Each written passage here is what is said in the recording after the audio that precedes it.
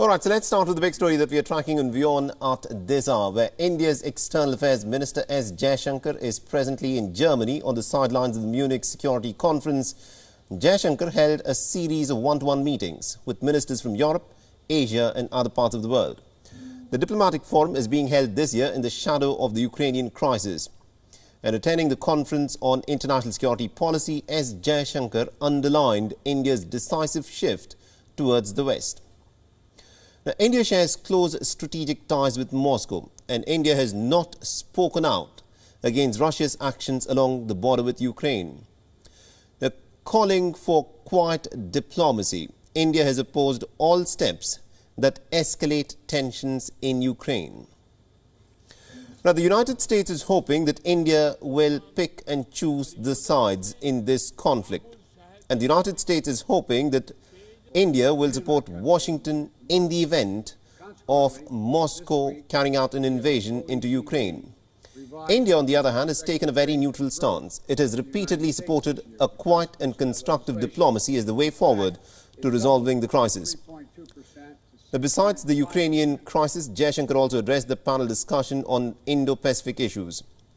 New Delhi is now a key part of the Indo-Pacific framework and also a member of the Quad security dialogue. The External Affairs Minister Jaishankar said that India's relationship with Quad partners has steadily improved in the last 20 years.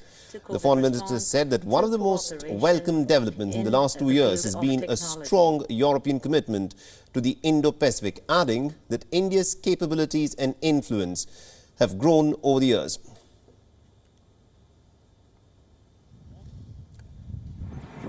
And on India-China ties, the Foreign Minister said that there is a problem that India has with China. China, remember, has violated border agreements with India, adding that the state of the border will determine the state of the relationship between the two Asian giants.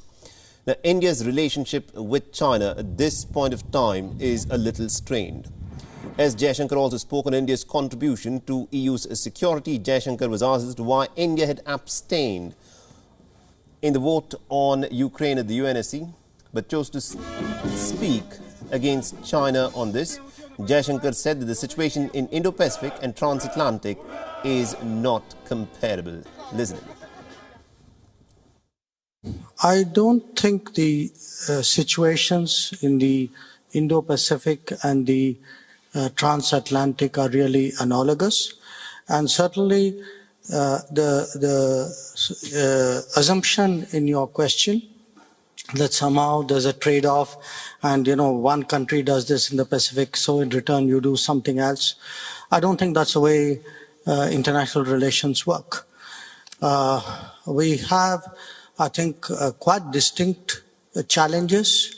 What's happening here, what's happening in the Indo-Pacific.